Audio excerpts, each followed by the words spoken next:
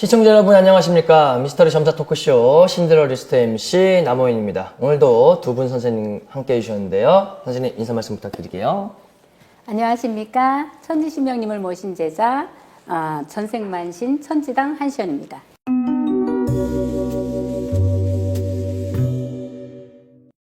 네, 우리 선생님. 안녕하세요. 신의 제자로 살아가고 있는 다해남 해월신당 이유경입니다.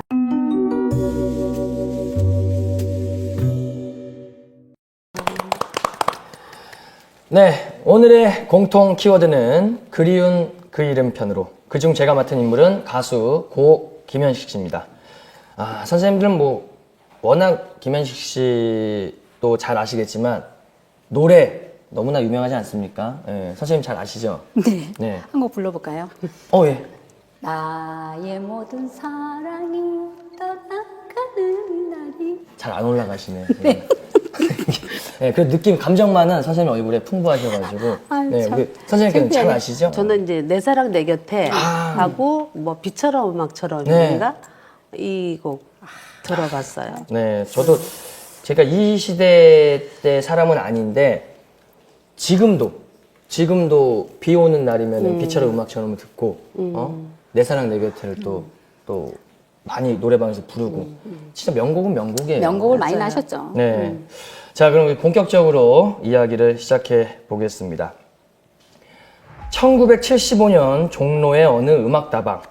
그곳에는 당시 20대 중반의 개그맨 전유성 씨가 DJ로 있던, 지금으로 치면 그 홍대나 강남 이런 핫플레이스였던 곳이었는데요. 그런 전유성 씨에게 무작정 찾아온 누군가는 대뜸 그의 앞에서 노래를 부르기 시작합니다. 별 기대 없이 바라보던 전유성 씨의 눈이 점차 휘둥그레지면서 곧이어 감탄사와 함께 이런 말을 하기에 이르는데요. 이거는 왜냐면 제가 전유성 님의 후배이자 또 제가 좋아하는 선배님이니까 이런 말을 했답니다. 야, 넌 음악다방 같은 곳에서 노래하기 너무 아깝다. 야, 가수가 되라. 가수로 나가면 그야말로 전설이 될 거야. 어떻게 좀 괜찮아요? 잘하셨어요. 나는 갑자기 오셨는 줄 알았어요. 네, 그래서 이런 전유성 씨의 감탄을 자아낸 주인공은 다름 아닌 유재하, 이문세, 조용필, 이선희, 김강성님과 어깨를 나란히 하던 1980년대 대한민국 대중음악의 상징 가수 김현식 씨입니다. 아실지 모르겠는데요. 김현식 씨는 향년 32세의 나이로 짧은 생을 마감했습니다. 김현식 씨의 사주는요, 1957년 음력 12월 30일생 닭띠입니다. 이런 사주를 가진 김현식 씨. 이분은 어떤 인물인가요? 우리 선생님 보시기에. 제가 느끼기엔 네. 굉장히 깐깐한 성격의 소유자고요. 끼가 굉장히 다분하시고 그리고 정직한 사람으로 보이고 글쎄 지금까지 살아 계셨다면 아까 말씀하신 대로 조용필 씨랑 어깨를 정말 나란히 네. 할 수 있는 그런 분이 아니었을까 싶어요. 안타까워요. 우리 선생님께서는? 맞아요. 사주는 별 문제가 맞아. 없어요. 뭐 32세에 이제 요조를 하셨는데 사실은 사주적으로는 요조라는 사주는 아닙니다. 사주만 보셨을 예, 때는. 사주만 봐서는 지금 이제 정유생 닭띠면 몇 살 안 되셨잖아요. 네네. 66세 이 정도 66, 7세 이렇게 되시는 건데 이제 음력으로 12월 30일생이면 사실 금전도 좀 있고 그리고 이제 모든 사람이 그래요.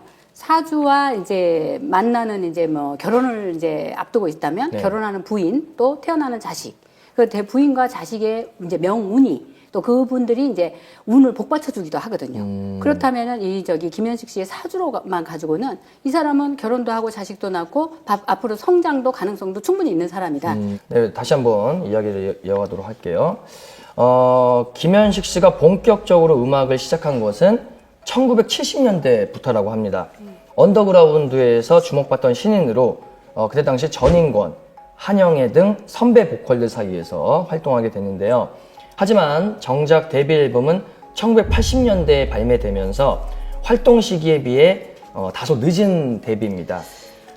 그 이유는 바로 대마초 흡연 혐의로 옥살이를 하게 되었기 때문이죠. 대마초 때문에 이미 녹음을 마친 앨범 발매는 계속 미뤄졌고 그러다 보니 3년 뒤에야 발표된 봄, 여름, 가을, 겨울과 당신의 모습 이런 곡들은 트렌드에 뒤떨어진다는 평가와 함께 대중들의 외면을 받게 됩니다. 그러던 중 명곡입니다. 1984년 2집 다들 아실 거예요. 사랑했어요가 굉장히 좋은 반응을 얻으면서 드디어 가수로서 자리 잡는 데 성공하게 됩니다. 가수 연예인들을 보면 처음부터 승승장구하는 경우가 있는 반면에 많은 우여곡절 끝에 뒤늦게 성공하는 경우가 있지 않습니까? 우리 이런 것들은 저희가 방송에서 늘 말한 대운에 크게 작용하는 걸까요? 우리 선생님께서는. 이 대운이 당연히 네. 작용합니다. 대운이 작용하고 또 하나 어떤 인연자를 만나는가 그게 되게 중요해요. 그렇기 때문에 이제 올해 해운도 중요하고 만나는 인연자와 일을 같이 도모하는 거 또 이 노래라는 것을 곡을 누가 주잖아요. 네, 그죠? 작곡가분이. 그리고 주시고 또 그때 아마 이분이 결혼을 했나 안 했나 이런 것도 사실은 지금 우리가 여기 나와 있지 않기 때문에 네네네. 좋은 인연자와 잠자리를 한다든가 결혼을 했다든가 자식을 낳았다든가 그 자식이나 부인이 받을 복이 있으면 이분이 잘 될 수밖에 없어요. 받을 복이. 그렇기 때문에 이분이 운명도 대운도 오는 거지만 주변의 상황 자체가 받을 복이 있는 자, 같이 일하는 작곡가나 작사자나 이 노래 음반을 주신 분도 잘 될라 하니까 같이 이제 다 뭐가 윈윈되는 거죠. 합이 맞아서. 합이 맞아서. 그래서 이제 부가가 상승이 되는 거죠. 모든 것이. 그 때문에 그것이 대운과 곁들어서 주변에 있는 사람과 모든 것이 다 맞아 들어갔다. 그래서 이루어내는 것이다. 저는 그렇게 생각해요. 네. 우리 선생님께서는. 저는 느끼기에 대운보다는 조력자가 있지 않았을까 그런 느낌이 굉장히 많이 들고 대운이 아까 이제 선생님 말씀하신 대로 대운이 들어오게 되면 일단 기인자가 먼저 들어옵니다. 생각지도 못한 네, 귀인분들이. 네. 조력자가 들어와서 금전을 대주던 아니면 노래를 이제 뭐 작사하신 분들이 뭐 주는 거 네. 받는 사람 이게 일치해야 되거든요. 그래서 이게 이 집이 잘 일어났던 게 그런 느낌인 것 같아요. 맞습니다. 네. 자, 그럼 대운이 본인 대운도 있지만 옆에 조력자분들의 합이 또 맞아야 된다. 그래서 상승했을 것이다. 뭐 두 선생님들의 의견이 같으신데요. 계속 이야기를 해드릴게요. 네, 김현식 씨는 가수로 성공한 이후에도 또다시 대마초 흡연과 필로폰 투약 혐의로 구속이 되는데요. 그는 하루하루 술 없이 못 사는 알코올 중독이기도 했습니다. 1990년 5집 발매 당시 그의 주치의가 술을 한 방울이라도 마시면 죽는다라는 경고를 했음에도 그는 알코올의 힘을 빌리지 않으면 몸이 떨려서 목소리가 나오지 않는다고 힘들어했다고 하는데요. 이 복수가 가득 찬 배를 펑퍼짐한 옷으로 가리고는 무대에 올랐다고 합니다. 동료들은 그를 밥 대신 술을 많이 마시는 사람으로 기억을 했다고 하는데요. 그에게는 맨정신으로 견딜 수 없는 무언가가 있었던 걸까요? 뭐 아니면 왜 그렇게 김현식 씨는 그토록 술의 힘을 빌려야만 하는 어떤 뭐 이유가 있었던 걸까요? 선생님들께서는 어떻게 보시나요? 선생님께서. 이분이 일단 사주를 봤을 때는 네. 가족력을 봤을 때는 술하고 연관이 있는 집안이에요. 집안 자체에서. 네, 집안 자체가 조상줄로 봐도 그러고 술하고 연관되고 술로 인해서 간이나 위나 그런 연관도 있는 느낌도 있고 그리고 이 사람이 인기가 생겼긴 생겼지만 굉장히 외로움이 많다. 외로움을 굉장히 많이 탔던 느낌도 있고요. 술하고는 정말 연관 뗄 수가 없는 집안이다. 이 집안 내가. 우리 선생님께서는. 어려서부터 아마도 이분은 이렇게 노래에 흥치될 만큼 어떻게 보면 노래로는 이제 천재적인 기질을 가졌고 네네. 본인이 내성적이고 이렇게 차분한 성격, 아주 깐깐한 성격을 가지고선 자기가 완벽주의의 성격을 가졌는데 그것이 마음대로 안 풀렸던 것을 술로 다 위로하고 그리고 환각 상태에서 위로하던 그런 정신력이 흐트러진 정신에서 그것이 알코올 중독으로 간 거예요. 알코올 중독이 우리가 평생을 술을 먹어도 알코올 중독이 안 걸리는 사람이 있고요. 네. 이게 이제 나중에 이제 이야기 드리겠지만 빙의 되는 사람이 빙의는 귀신만 끄집어내면 술을 안 먹게 끊을 수 있어요. 근데 알코올 중독이 돼 있으면 빙의만 꺼낸다고 알코올 중독이 해결되지 않아요. 그렇기 때문에 정신력이 흐린 사람은 빙의를 퇴치한다고 해서 술을 끊어지지 않더라고요. 그렇기 때문에 이분은 알코올 중독입니다. 그러고 약물 중독이야. 술도 알코올이도 약물이고 네네. 대마초도 약물이고 네. 피로폰도 약물이에요. 정신을 다 흐리게 그렇죠. 정신을 만드는. 흐리기 때문에 우리가 신령님께서 하신 말씀이 있어요. 아무리 신령의 도술이 세도 술 먹은 자 약 먹은 자, 정신병자는 못 고친다. 이런 말씀을 신령님께서 하셨어요. 그런데 이제 무지하게 무당 선생님들이 술, 알코올 고쳐준다. 이거는 알코올 중독 걸린 사람은 병원으로 가야 해요. 그리고 마약 먹은 자도 병원으로 가야 해요. 아니면 격리돼야 돼. 그리고 정신병자도 네. 정신병원에 가야 해요. 치료를 받아야 되는 그렇죠. 거죠. 무당의 굿으로 되지 않는 것이 바로 세 가지가 있다. 아무리 영험한 할아버지 신령님이라도 안 된다. 그렇기 때문에 이 김현식 씨는 피폐한 성격 때문에 모든 것이 정신을 흐트러뜨리게 한 모든 약물 때문에 마약 중독이 걸리고 알코올 중독이 걸려서 약물 중독이 걸렸기 때문에 이분은 어쩔 수 없다. 약물 중독이었다. 네, 그럼 계속 이야기를 해보도록 하겠습니다.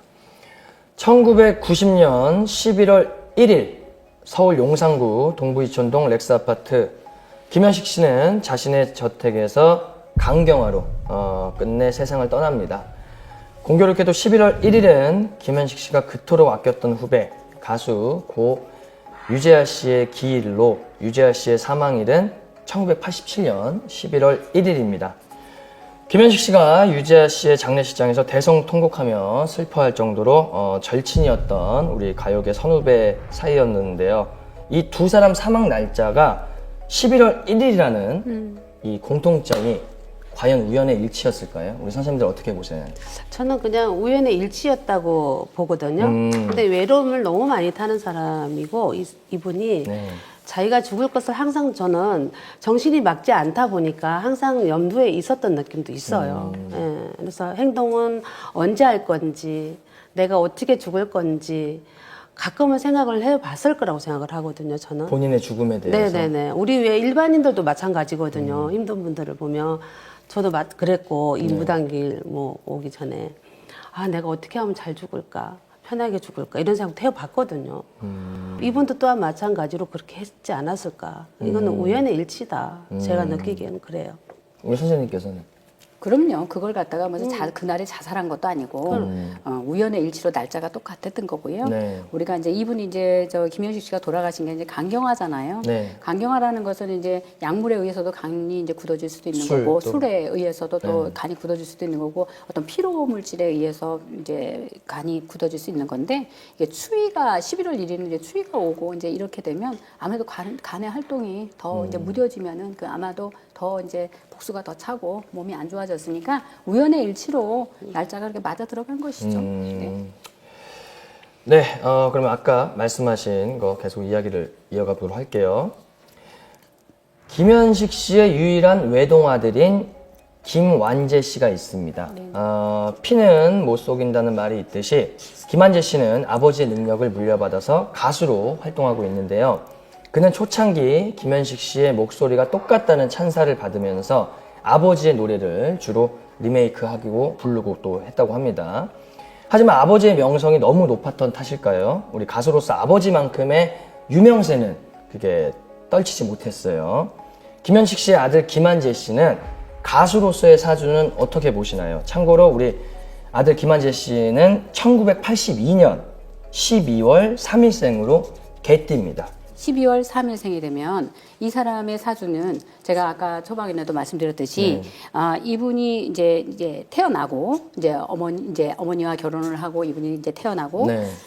사주에 이제 받을 복이나 금전에 대해서는 어쨌든지 간에 그렇게 이렇게 유복하다고 볼 수 있어요. 그렇기 때문에 이분은 가수로서 성공을 한다 이게 아니라 네. 이 어떤 아버지만큼의 명성을 못 떨치는 이유가 우리가 대개 보면은 가수들이 아주 이름 내고 이렇게 하시는 분들을 보면 감정이입이 잘 되는 분들인데 대개는 다 어렸을 때 금전이 어렵다든가 부모를 위해서 자기가 이제 뭔가 뭐 자수성가를 했다든가 네. 어려움을 많이 겪은 그런 감정을 갖고 계시는 분들이 노래에서 이 아주 감정을 아주 감성적으로 노래를 아주 멋지게 맛있게 그리고 그 음에 맞게끔 이 소리를 잘 낸단 말입니다. 또 이분은 귀인의 덕이 별로 없어요.